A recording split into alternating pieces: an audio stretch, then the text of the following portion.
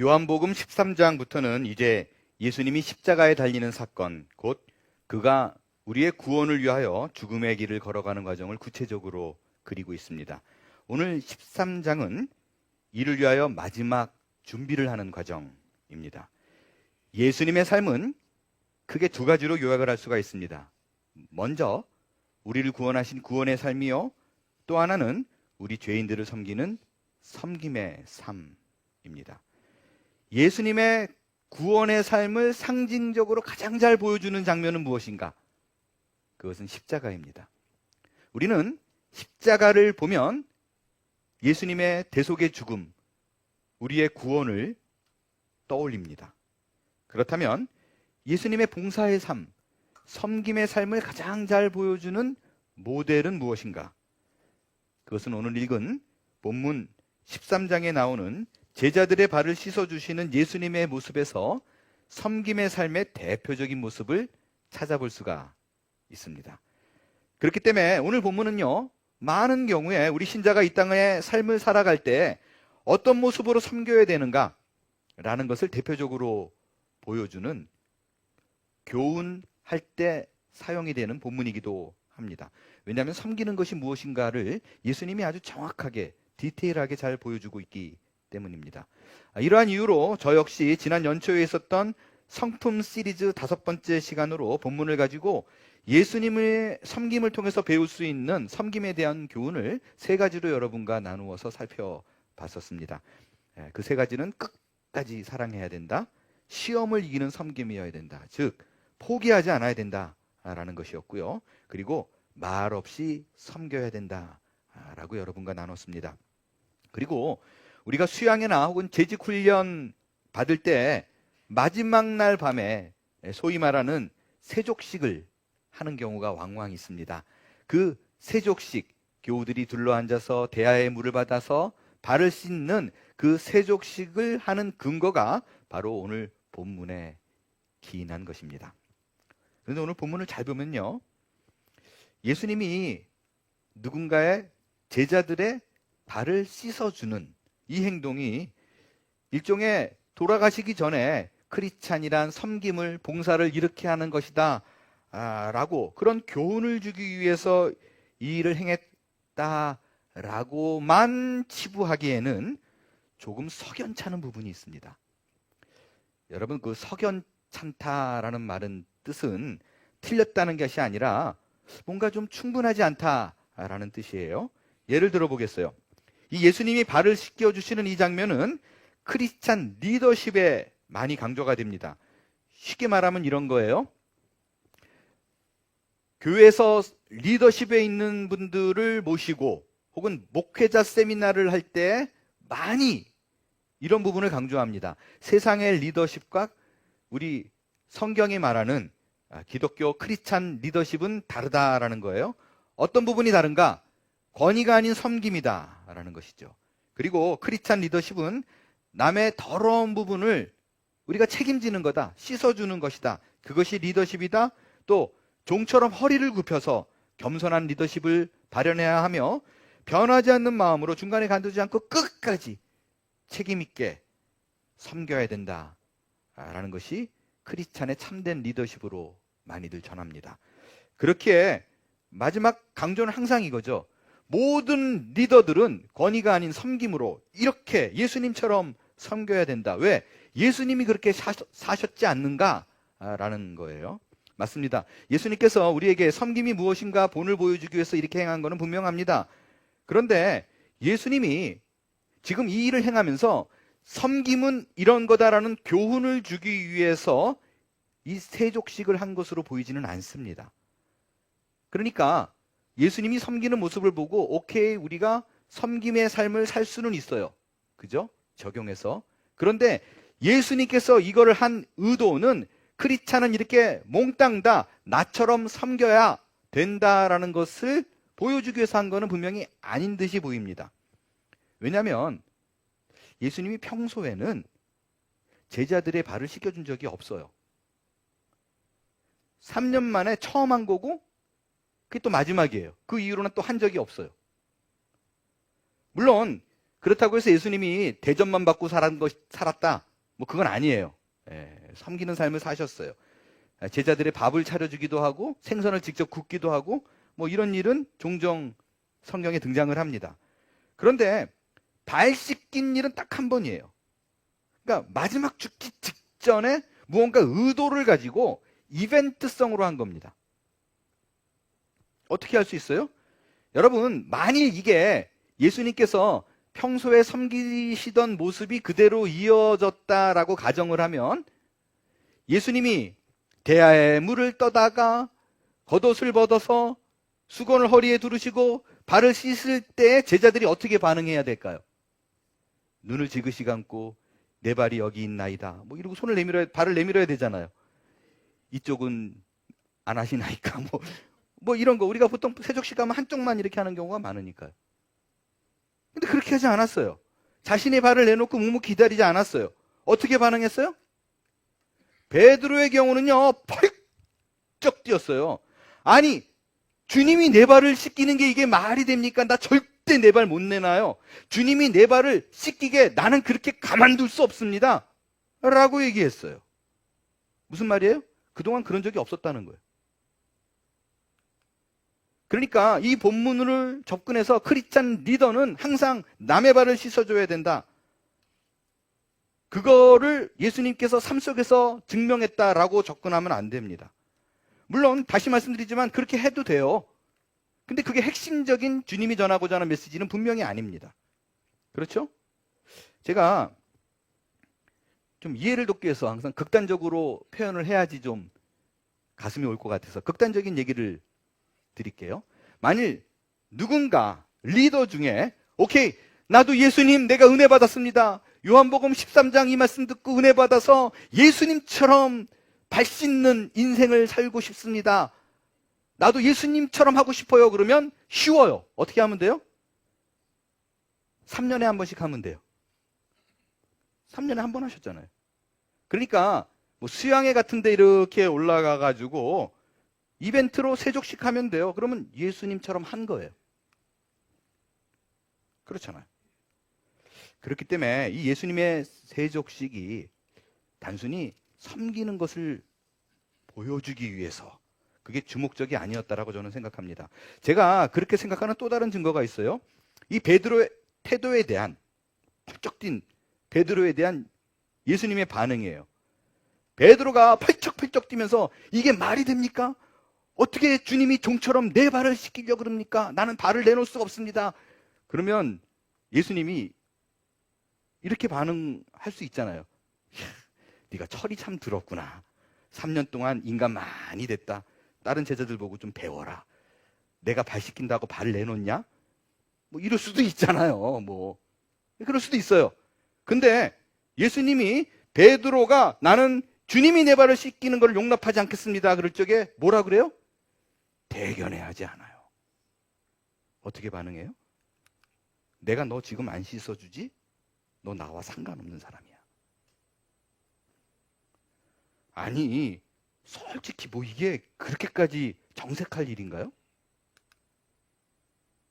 발 좀 못 씻게 했다고 칭찬은 고사하고 심지어 3년을 같이 있었는데 이 한 일로 나랑 상관없다고 내쳐요? 그런 건 좀 아니잖아요. 그렇죠?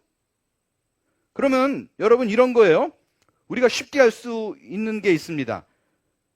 예수님이 고작 이렇게 아무것도 아닌 일 같은 일에 이렇게 큰 반응을 보였다라는 거는 이 세족식이 우리가 흔히 생각하는 일종의 섬김, 봉사, 리더십 이런 것을 강조하기 위한 것이 아니다. 다른 뜻이 분명히 있구나라는 것을 암시한다라는 것이에요. 어떤 것인가? 그것은 바로 구원받은 자에게서 마땅히 따라오는 크리스찬의 삶, 정결, 퓨리피케이션 이것에 대한 부분입니다. 어떤 부분에서 그런가? 먼저 우리가 예수님께서 발을 씻었다. 예수님이 사람의 발을 씻겼다. 이런 대목이 나오면 항상 오토매티컬리 이렇게 연결이 돼요. 씻긴다, 예수님, 그러면 이것은 구원을 의미한다 라고 생각합니다. 죄사함. 그렇죠? 그런데 성경에는요, 이 씻긴다라는 표현이 비단 구원과 죄사함뿐만 아니라 구원 그 이후에 신자가 삶 속에서 살아가는 성화의 과정, 내가 어떻게 살 것인가에 대한 성결, 정결, 퓨리피케이션에 관한 부분에도 상당히 많이 등장을 하면 우리가 놓쳐서는 안 됩니다. 이걸 가장 잘 보여주는 게 있어요. 이전에 구약시대에 제사를 지냈잖아요. 어디서 제사를 지냈어요? 성막에서 제사를 지냈습니다. 광야 시절에서 드렸던 성막의 제사는 어떤 모습이었는가? 여러분, 먼저 높아심으로 전해드립니다. 성막이 있고 성전이 있어요. 어떻게 차이가 있어요? 성막은 뭐고 성전은 뭘까요? 맞아요. 예. 성막은 광야 생활에서 이동하는 거기 때문에 굉장히 단순하게 성막이에요. 근데 성전은 이미 가나안 땅에 들어가서 건축한 거예요. 근데 안에 내용은 같아요. 그래서 이게 중요해요. 이 모든 것은 예수 그리스도를 상징합니다. 이게 25m, 50m 정도 되는데요. 그 안에 내용물을 보면 엔트런스를 지나가면 번제단이 있어요. 번제단은 어떤 자리예요? 나를 대신해서 죽을 제물, 짐승, 그것이 숫송아지든 염소든 양이든 비둘기이든 그것이 이제 재력에 따라서 돈이 얼마나 있느냐에 따라서 나 대신 그 제물 위에, 그 짐승 위에 내 죄를 전가하는, 트랜스퍼하는 안수를 하고 그 다음에 찢어 죽이는 거예요. 칼로. 각을 떠서 죽여요. 피를 흘리게 됩니다.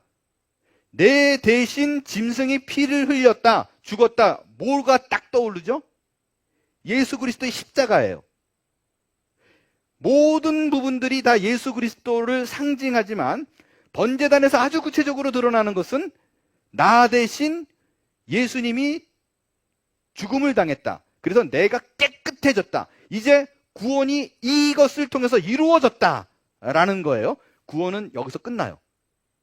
자, 성소 안에 들어갑니다. 이 성소는 사실 두 개의 부분으로 나눠져 있어요. 여기 촛대, 떡상, 분향단 이렇게 있고 언약궤. 언약궤는 뭔지 아시죠? 지난주 설교했던 모세의 10계명이 들어있는 그 궤예요. 그 박스가 있어요. 근데 이 언약궤를 쫙 구분해서요. 여기는 지성소라 그래요. 대제사장만 1년에 딱 한 번 들어갈 수 있어요. 죄를 씻음받지 못한 채로 들어가면 죽기도 했어요. 그래서 굉장히 두려운 자리예요. 근데 여기 휘장이 이렇게 쳐 있는데 예수님이 십자가에 돌아가셨을 적에 성소의 휘장이 위에서 아래로 찢어졌다거나 하는 게 여기가 찢어진 거예요.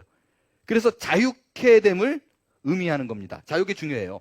성소가 이렇게 있는데 지성소가 구분이 돼 있어요. 번제단에서 우리의 죄가 씻음받고 성소로 들어가면 됩니다. 그렇죠. 이렇게 불 태우고 각을 떠서 불 태우고 들어가면 돼요. 근데 번제단에서 죄 씻음 받았으니까 주의 전으로 가면 돼요. 하나님의 품으로 가면 돼요. 그런데 요 사이에 뭐가 하나 더 있어요. 여기 뭐예요? 예, 물두멍이에요. 물두멍이 뭐냐면 물 받아놓은 놋대야입니다. 느낌이 오죠? 물대야. 요한복음 13장이 그려지고 있죠. 이 놋그릇인데 이건 사이즈는 성경에 정확히 있지 않아요. 근데 분명한 건 번제단에서 우리의 죄는 씻었어요. 끝났어요. 우리는 구원받았어요. 근데 바로 들어가지 않고 물두멍에서 씻음, 제사장이 들어가기 전에 손과 발을 꼭 씻어야만 돼요. 하나님이 아주 강력하게 명령했어요. 자, 이 번제단에서는요, 이 번제단에서는 의미가 내 죄가 모든 것을 끝났기 때문에 우리에게 어떤 것을 요구하지 않는다라는 의미가 있습니다. 근데 물두멍 가가지고 물로 씻는 것이 사도 바울이 에베소서 5장의 말씀에 의하면 그것이 거룩하게 하고 깨끗하게 한다라는 의미가 있어요. 이게 좀 헷갈리잖아요. 이미 끝났는데. 그죠? 이미 우리는 구원받았는데 왜 물로 씻는 일이 필요한가라는 질문이 듭니다.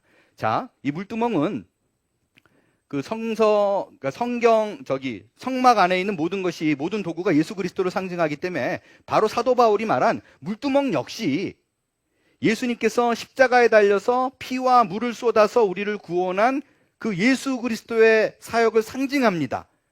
그런데 또 다른 의미가 있어요. 또 다른 의미가 있어요. 어떤 의미냐면, 앞서 잘 보세요. 번제단에서 제사함을 받았어요. 네모 박스 보이죠? 끝났어요. 구원받은 자예요. 자, 요 높아심으로 말씀을 드립니다. 이게 굉장히 어려울 수 있어요. 헷갈릴 수 있어요. 오늘 새로운 젊은 친구들이 잘 이걸 들었으면 좋겠는데, 이해가 됐으면 좋겠는데, 우리는 번제단에서 제물을 드렸어요. 예수님께서 우리의 십자가를 짓고 모든 죄를 지고 돌아가셨기 때문에 더 이상 하나님께서는 구원받는 데 있어서 우리의 행위 그 어떤 것도 요구하지 않습니다. 그런데 제사장이 성소로 가기 전에 손발을 씻는다라는 거예요. 이건 뭐를 의미하냐면, 우리는 이미 구원을 받았지만 끝났어요. 이건 과거지만 주의 품으로 가기 전에 무언가 씻음 받는 일이 지속되는 것이 있다라는 거예요. 내게 있어서 구원과는 상관없는 매일 짓는 죄에 대한 것에 대한 정결함, 깨끗함, 순결해야 될 것을 요구하고 있다라는 것입니다. 내가 구원받아서 번제단에서 원죄가 다 사함받아서 천국에 갈 수 있다고 해서 내가 매일 대면하는 죄 속에서 자유로워진 건 아니에요. 물론 그 죄를 짓는다고 해서 천국에 못 가는 건 아니지만 회개의 기도를 통해서 반드시 내가 정결하게 되는 일, 또 삶 속에서 정결로 향해 가는 일을 행해야 된다라는 거예요. 하나님께서는요, 이 부분을 우리에게 가만두지 않습니다. 어떻게 해요? 예수님께서, 그 하나님께서 허리를 굽혀가지고 발을 내놓으라고 요구해서, 그래서 우리의 발을 박박박 씻긴 일을 하겠다라고 하는 얘기예요. 자, 구원의 순서를 한번 생각해 보겠어요. 번제단에서 예수 그리스도의 피로 우리는 죄사함을 받았어요. 과거형이에요. 그러나 실제적으로 우리가 하늘의 성소로 가기까지는 과정이 필요해요. 어떤 과정이 필요하냐? 날마다 매일의 삶 속에서 물두멍에서 씻어야 돼요. 내가 싸워 이겨야 될 정결함을 요구하고 있어요. 천국에 가느냐 안 가느냐는 상관없이 우리의 삶 속에서 성화의 과정, 순결의 과정을 요구하고 있다는 거예요. 이게 바로 빌립보서에서 사도 바울이 말한, 분명히 나는 구원을 이뤘음에도 불구하고, 사도 바울은 구원을 받았음에도 불구하고 구원이 현재 뭐가 진행이 되고 있는 듯이 얘기해요. 뭐라고 얘기해요? 항상 복종하여 두렵고 떨림으로 너희 구원을 이루라라고 얘기해요. 뭔가 내가 해야 될 일이 있어요. 어떤 식으로까지 얘기하느냐? 완전히 이게 성막의 그 모습을 그대로 보여주고 있어요. 사도 바울이 뭐라고 얘기했냐면, 나는 이미 예수께 잡힌 바 됐어요. 무슨 말이에요? 번제단에서 이미 구원은 끝났어요. 잡혀 있어요. 끝까지 끌고 갈 텐데 내가 그것이 잡혀 있다고 망고 땡이네 그리고 가만히 있지 않겠다. 나는 안 잡힌 것처럼 생각하고 끝까지 나는 잡으려고 달려가겠다라는 그 의지. 신자에게 요구되어지고 있는 구원의 현실입니다. 여러분, 이 말을 가볍게 듣는 분들이 없었으면 좋겠어요. 기독교의 구원은 이거 아니에요. 단순히 하나님께서 죄를 지은 인간을 십자가에서 대속의 죽음으로 구원했다. 나는 그걸 믿기 때문에 내가 죽으면 난 천국 가. 그걸로 끝이 아니라고요. 구원은 하나님의 의지입니다. 신자 한 사람을 향한 구원의 목표가 있고 이거를 절대 놓지 않겠다는 하나님의 의지가 있어요. 하나님께서는요, 구원을 해 놓은 이후에 자, 기분 좋지, 이제 네 맘대로 살아 라고 말하는 일은 없습니다. 그래서요, 예수를 믿는 삶이 훨씬 더 힘들어요. 누군가 자꾸 딴지를 걸어요. 아니라고 얘기해요. 기분 좋게 가고 있는데 돌리라고 얘기하는 그 일이 내 앞에 벌어진다는 거예요. 계속해서 하나님은 우리를 본인이 계획한 그 목적과 목표와 완성을 향해서 우리를 들들들들들들 볶을 거예요. 인생의 구석구석에 개입을 할 겁니다. 여러분, 이게 어느 정도로 중요한 사항인가 본문으로 돌아와 생각해 보겠어요? 지금 베드로는요, 이미 구원 얻은 사람이에요. 예수님이 베드로를 불렀을 때부터 이미 구원은 끝났어요. 번제단에서 태워온 일이 끝났어요. 그래서 예수님의 표현에 의하면 이미 목욕한 사람이에요. 그런데 분명히 구원을 얻었음에도 불구하고 십자가의 피로 거듭난 백성임에도 불구하고 베드로에게 예수님이 무언가를 요구합니다. 그건 뭐냐면 내가 네 발 씻을 거야. 발 내놔예요. 그러니까 매일의 삶 속에서 주님을 닮아가는 하나님의 성품을 우리에게 요구하고 있어요. 그 성품에 참여하라는 거예요. 근데 베드로가 부담스러워해요. 그건요, 이렇게 생각하는 거예요. 발 내놔, 내가 씻어줄게. 그랬더니 굳이 그걸 내가 해도 되는데 왜 예수님이 나서고 그러세요? 저는요, 제 힘으로 제 발 씻을 수 있어요. 내가 성결 이룰 수 있어요. 거룩 이룰 수 있어요. 근데 굳이 뭐 개입하고 그러세요. 그렇게 거부해요. 그래서 예수님이 이걸 단순 문제로 취급하지 않고 너 발 안 내나? 나한테 씻음 안 받아? 그럼 너는 나와 상관없어. 무서운 얘기예요. 우리는 구원받았다라는 기쁨과 감격만 누리기를 원하지, 예수님이 우리 삶 속에 치고 들어오셔서 너 발 내놔, 내가 네 발 씻을 거야 라고 말하면 괜찮아요. 나는 구원받았으면 좋게요. 내 발은 내가 씻을 수 있어요 라고 말을 하는 거예요. 기억해야 돼요. 그게 과연 신자냐? 정말 예수 그리스도를 믿는 믿음이 있는 건가? 믿음이 있으면 발을 내놔야 된다는 거예요. 주님이 해줘야 된다라고 요청해야 되고 그 삶을 걸어가야만 된다라는 것입니다. 그래서요, 이게 단순히 오늘 23장의 장면이 예수 믿는 사람은 섬겨라, 봉사해라, 나 봤잖아, 내가 너희들에게 이렇게 했잖아, 그대로 해야지, 이 문제를 넘어서 구원 이후에 대야에 물을 떠다가 물두멍에 물을 떠다가 씻는 것처럼 나는 네 발을 반드시 씻을 거야, 내놔야 돼. 그렇지 않으면 넌 믿는 게 아니야. 나와 상관이 없는 거야. 이런 극단적인 발언까지 서슴지 않으셨던 것입니다. 이곳에 계신 분들에게 제가 여쭙고 싶어요. 여러분 정말 믿음이 있다고 생각하세요? 신자예요? 그리고 나는 맨날 기뻐요? 왜? 구원받았기 때문에. 예수님 생각하면, 떠올리면 항상 나에게 기쁨과 즐거움이 있으신가요? 그런데 오늘 본문에 보니까 예수님이 딴지를 겁니다. 너 진짜야?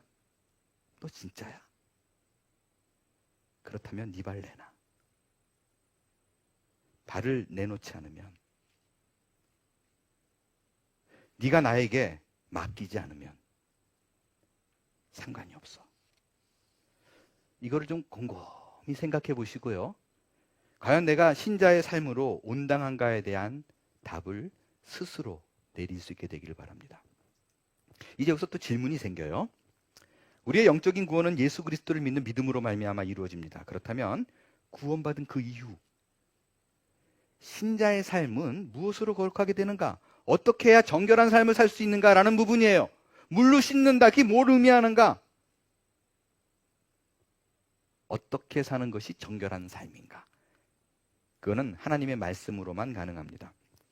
말씀드린 대로 본문에 등장하는 물로 씻음은 정결함과 거룩함과 연결이 돼요.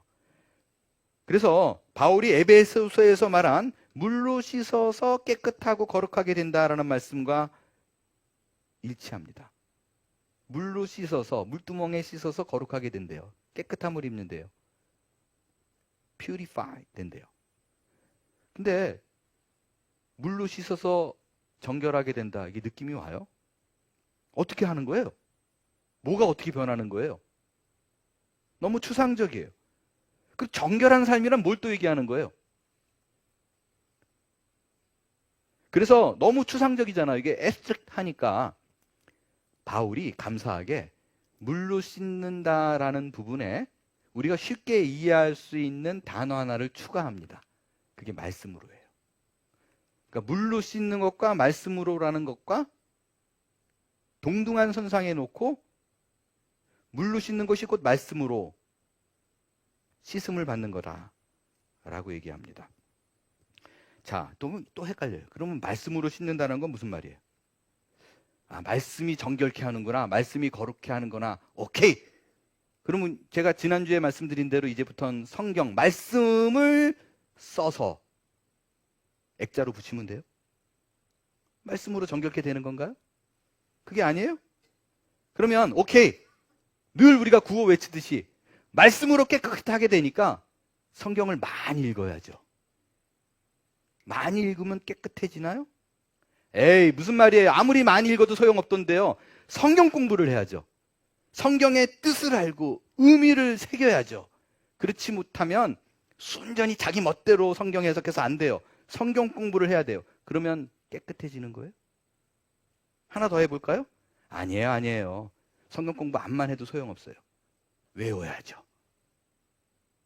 성경을 외워서 내가 세상을 살아갈 때 그 어떤 어려움이 닥치더라도 다 때려부시고 말씀으로, 그래야 정결해질 수 있습니다. 정말 그래요? 그렇지 않습니다. 우리가 말씀으로 거룩을 향하여 말씀으로 오늘의 삶을 정말 주님의 뜻대로 살 수 있는 방법은 단 하나밖에 없어요. 말씀을 읽고 행하는 거예요. 그렇지 않은 이상 내가 하나님의 뜻을 쫓아서 정결로 가는 방법은 없습니다. 그런데 우리는 이상하게 다른 쪽으로 더 애를 써요. 말씀을 더 많이 읽자, 말씀을 많이 외우자, 성경을 깊이 연구하자. 왜 그쪽에 더 많이 신경을 쓸까요? 다른 거 아니에요. 말씀을 읽고 외우고 공부하는 거는 쉬워요. 근데 행하는 건 어려워요. 제가 지난주에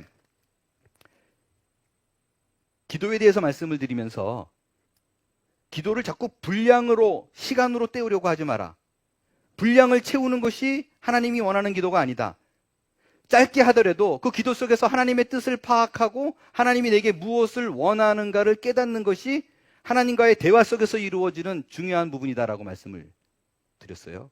그래서 시간으로, 분량으로 자꾸 때우려고 그러지 마라 라고 말씀을 드렸어요. 예배 끝나고 어느 분이 저에게 그런 얘기 하시더라고요. 오늘 말씀을 듣고 목사님 너무 깊이 공감을 했어요. 근데요, 생각을 해보면요, 그냥 분량을 채우는 게 더 쉬워요. 그냥 아무 생각 없이 시간을 채우고 분량을 채우고 그게 훨씬 쉬워요. 기도하면서 하나님의 뜻이 뭔가, 이게 더 어려워요. 더 어려워요. 그래서 우리가 그 좁은 길, 그 길로 가야 돼요. 그럼에도 불구하고 우리는 매년 연초가 되면 읽고 외우고 공부하는 거에 힘을 내요. 올해는 제가 성경 2독이 목표입니다. 3월달 되면 목사님 제가 벌써 1독했습니다. 3, 4독 가능할 것 같은데요. 이런 거에 아주 열심히 해요. 그러나 많은 경우에 내가 성경을 외웠다, 성경을 읽었다라는 자랑이 있는데 그 말씀대로 행했다라는 자랑이 없습니다. 내가 행했더니 이런 열매를 거뒀어요. 이게 번제단을 지나서 성소로 가기 전에 물두멍의 역할입니다. 말씀으로 나를 순결케 하고 주님의 뜻을 쫓아가는 거예요. 왜 말씀대로 사는 게 어려울까? 먼저요, 주어진 약속들, 그죠? 성경에 우리에게 주어진 약속들이 이렇게 듣고 행하려고 그러면 내 경험하고 상식하고 맞지 않아요. 저러면 안 될 것 같아요. 유명한 친구라는 영화가 있습니다. 이 친구 영화를 보면 요 4명이 친구인데, 그 나머지 이 3명은 정말 그 말대로 건들건들 하는 애들이고요. 여기 있는 요 인상 억지로 쓰고 있는 이 상택이라는 친구는 사실 모범생이에요. 공부 열심히 해가지고 좋은 대학 가요. 싸움도 못하는데 괜히 이렇게 어깨들하고, 그죠? 이렇게 어울려 다니면서 힘주고 좀 그런 재미로 고등학교 생활을 하는 친구예요. 근데 요 공부 잘하는 상태기가 누구에게 아주 쥐어 터질 뻔한 일이 있는데, 그 여기 진짜 깡패가 있거든요. 진짜 깡패 유호성, 준석이라는 친구가 쫙 등장해가지고 그냥 다 애들을 막 패버려요. 그래서 이 상태기를 건져내요. 그리고 상태기와 둘이 걸어가는데 이 준석이 아주 의미 있는 말을 하나 합니다. 경상도잖아요. 상태가 뭐 이러고 얘기하는데 그 뒤로 제가 얘기하면 분명히 거북하게 느끼는 분이 있을까봐 또 이 대사 자체가 상당히 거칠어요. 그래서 제가 좀 순화한 표현으로 이렇게 얘기합니다. 상태가. 그러더니 다음에는 네가 누군가를 때릴 일이 있으면 때릴 때는 확실하게 패야 된다. 어느 정도로 패야 되냐? 다음에 너 눈을 마주치면 오줌을 지릴 정도로 벌벌벌 그냥 긴장할 정도로 패놓지 않으면 다음에 네가 길에서 마주치면 걔가 너 또 해코지해. 그러니까 기회가 있을 적에 밟아야 된다는 거예요. 여러분 이게 너무 익숙한 얘기예요. 우리가 들으면서 그건 말이 안 되는데 라고 느끼는 사람들이 세상적인 기준으로 보면 많이 없어요. 세상적인 상식으로 보면 누군가 기어오르면 확실하게 밟아줘야 다시는 기어오르지 못합니다. 그런데 예수님은 뭐라 그래요? 우리의 상식과 우리의 경험과 그 모든 것을 깨부시는 얘기예요. 오른뺨을 때리면 왼뺨을 돌려대래요. 자기를 낮추는 자가 높아진대요. 내가 경험한 상식하고 달라요. 그래서 말씀에 순종이 안 되는 거예요. 또 다른 이유가 있습니다. 내가 말씀에 순종하면 원하는 기대가 있잖아요. 원하는 결과가 있어요. 그 결과를 기대하고 순종했는데 하나님이 주시는 건 엉뚱한 걸 줘요. 받아놓고 보니까 이거 내가 원하는 거 아닌데요? 나는 저거 원하는데? 여기서 개입이 생겨요. 여기서 우리가 마땅히 순종할 만한 이유를 찾지 못해요. 어떤 일이 벌어져요? 받고 나면 괜히 했다. 이런 생각이 드는 거예요. 하나님이 주시고자 하는 것과 내가 원하는 게 달라요. 그게 나를 말씀에 순종케 하는 것에 방해를 합니다. 적극적이지 못하게 만들어요. 여러분이 아셔야 될 게 있습니다.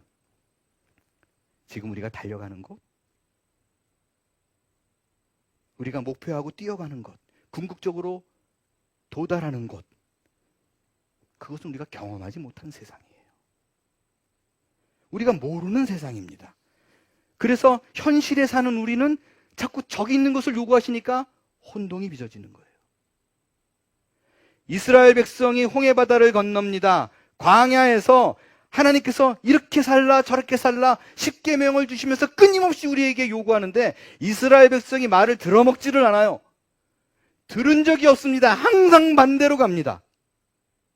뭐라 그래요? 이 말은 익숙하지 않아요. 그래서 자기가 경험한 이집트가 더 좋더라라고 얘기해요. 그래서 저 가나안 세상이 어떤 건지 모르지만 내가 이전에 애굽에 있을 때는 이집트에 있을 적에는 과일 먹었거든요. 그냥 그거 다시 먹고 싶은데 왜 붙들려 있어서 그쪽으로 돌아가려고 그러는 거예요. 왜? 우리는 가나안을 모르기 때문에 그래요.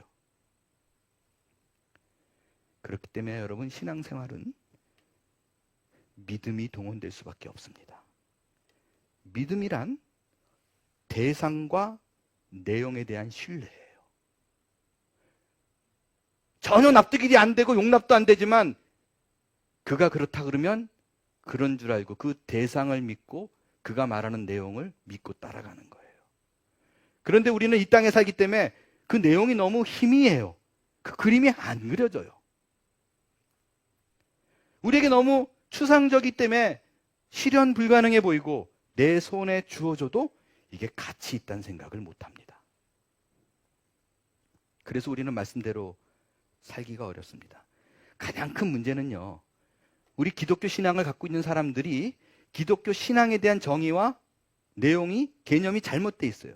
우리는 믿음이 좋다라 그러는 걸 항상 어떤 식으로 접근하냐면 우리 중에 누군가 자기가 갖고 있는 욕망, 자기가 갖고 있는 필요성을 간절함으로 끈질기게 지속적으로 간청하는 모습으로 물고 늘어지는 모습 보면 진짜 믿음 좋다. 야, 안 될 것 같은데 저걸 저렇게 가능하다고 달려붙는 저 사람 대단하다. 이게 믿음으로 생각을 해요. 그렇지 않습니다. 그런 열심과 열망으로는 성숙과 정결함을 이룰 수 없어요. 신앙의 성숙은 결국 내가 말씀 앞에서 엎드려져야 됩니다. 그래서 전혀 이해가 되지도 깨닫지도 않는데 그나마 한 걸음 한 걸음 걸어갔는데 끝이 안 보여요. 끝이 안 보여요. 그럼에도 불구하고 대상에 대한 신뢰로 주께서 약속한 것이 거기에 있다라는 믿음으로 꾸준히 걸어가는 것입니다. 완성으로 향하는 길, 그걸 아는 것, 이거를 신앙이라고 얘기해요. 그래서 바울은 로마서에서 구체적으로 얘기해요. 너희 몸을 거룩한 산제사로 드리라. 그리고 하나님이 선하시고 기뻐하시고 온전한 뜻이 무엇인지 분별해야 된다. 이 분별은 경험이 아닙니다. 상식이 아닙니다. 말씀입니다. 말씀이 잣대가 돼서 구분할 수 있는 것이 신자가 걸어가는 길 속에 우리가 추구하는 거룩과 성숙의 완성인 거예요. 신자란 결국에서 이 싸움을 하는 자입니다. 이거를 위해서 우리를 구원해 놨어요. 그래서 이제는 말씀을 읽는 거, 외운 거 이걸로 족하지 말고 행하는 삶을 사셔야만 합니다. 어려운데요. 해야 돼요. 왜 해야 되는지 알아요? 오늘 본문의 1절이 우리가 생각하는 것 이상으로 큰 의미가 있습니다. 왜 행해야 되는가? 그것은 예수님께서 세상에 있는 자기 사람들을 사랑하실 때 끝까지 사랑하시는 분이기 때문입니다. 여러분이 끝까지 사랑하신다라는 표현을요, 그냥 감정적으로 느끼면 안 돼요. 예수님이 나를 사랑하셨어. 나는 그 은혜 좋게가 아니라고요. 거기에는 내가 죽을 때까지 너를 포기하지 않아가 있고요. 그 끝까지에는 내 인생 끝까지 내가 개입할 거라 라는 의미가 있습니다.